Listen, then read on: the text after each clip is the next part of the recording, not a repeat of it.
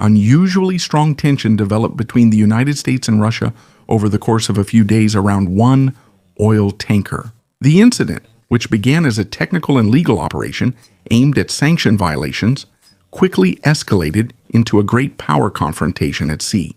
American authorities tried to detain the ship, but the tanker changed course, escaped, and the situation provoked a sharp reaction from Moscow. Today, the case is being watched by the militaries, diplomats, and intelligence services of several countries, because it's about more than just the movement of a single ship.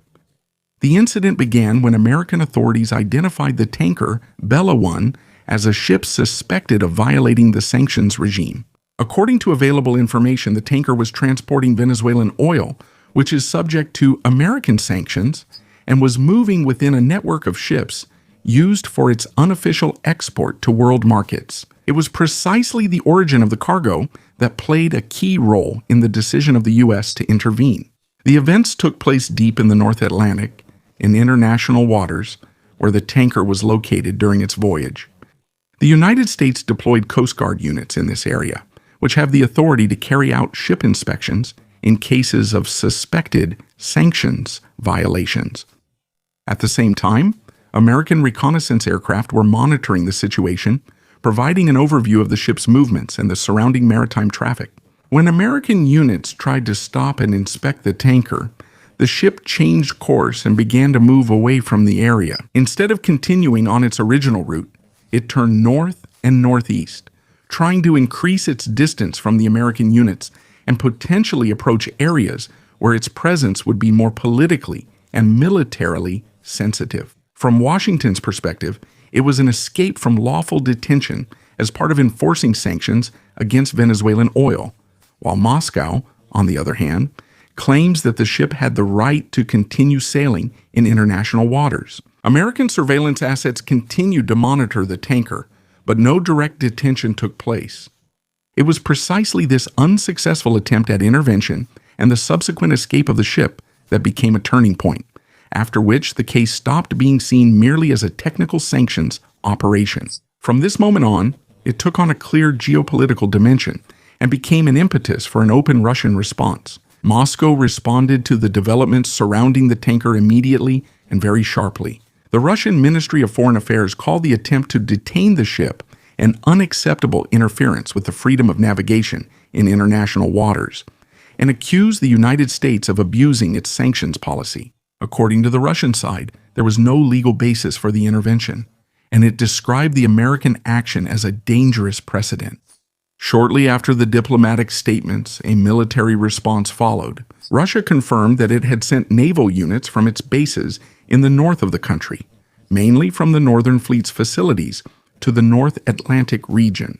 It operates from a port on the Kola Peninsula, from where the Russian Navy has direct access to the North Atlantic. According to available information, these were surface warships intended for escort and monitoring tasks, and there were also reports in the media about the deployment of a submarine as part of broader security and regional coverage. Their goal is to monitor the situation around the tanker and deter further attempts to seize it. Russian authorities emphasize that the deployed forces are not offensive in nature, and their task is to protect ships sailing under the Russian flag.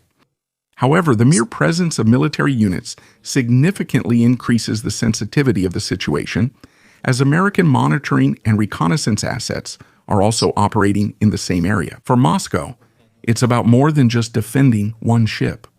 By deploying forces from the Northern Fleet, Russia sent a signal that it considers the case a precedent with potential impact on the security of its maritime routes and is prepared to actively defend its interests at sea. The United States has long advocated a sanctions regime aimed at restricting oil exports from countries it considers violators of international rules. In this case, it mainly concerns oil originating from countries subject to extensive American sanctions and efforts to prevent its sale on world markets outside official channels.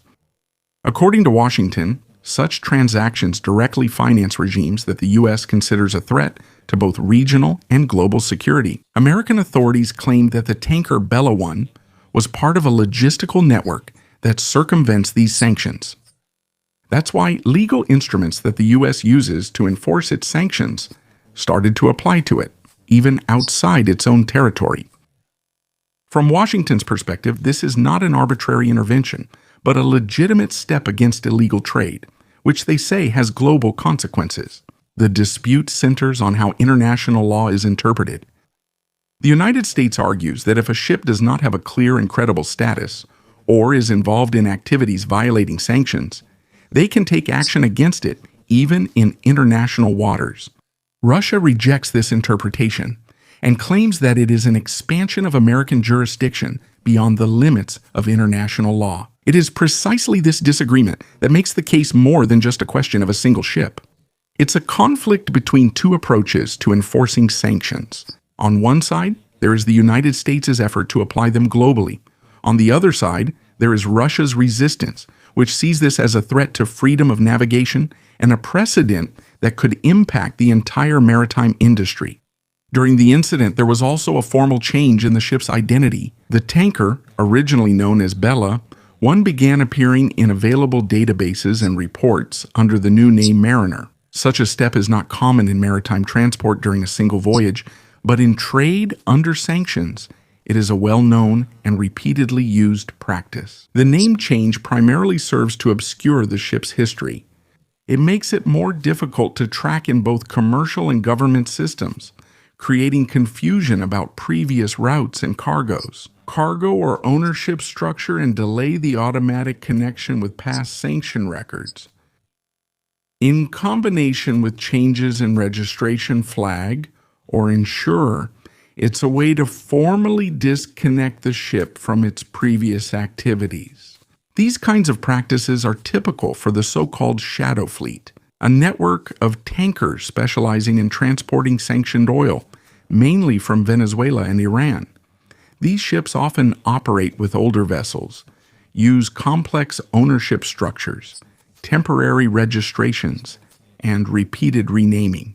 The goal is to keep this oil on the global market despite the restrictions imposed on these countries by the United States and its allies. From the perspective of the United States, the inclusion of a tanker in this type of fleet is one of the main reasons why it has become the subject of increased attention. The change of name from Bella to Mariner is not seen as an administrative detail, but as an indicator of a deliberate effort to avoid oversight and the sanctions regime. Moscow, on the other hand, claims that this is a technical matter that in itself does not constitute a violation of international law. The case of the Russian tanker is sensitive because it combines several contentious aspects at once. On one hand, it is about enforcing sanctions against Venezuelan oil, which the United States considers a legitimate tool of foreign policy. On the other hand, there is the issue of freedom of navigation in international waters and the limits of how far one country's authority can reach beyond its own territory. The incident also shows how quickly a technical legal dispute can turn into a geopolitical problem.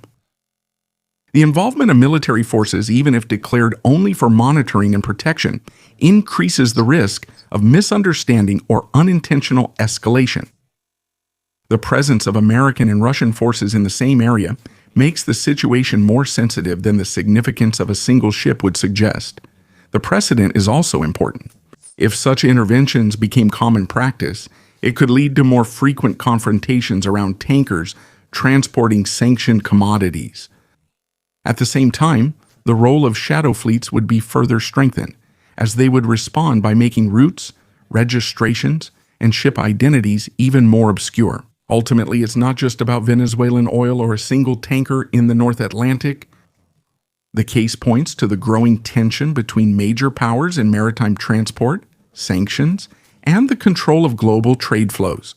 How the situation around the ship Mariner ends may indicate the direction in which similar enforcement of sanctions will go in the future.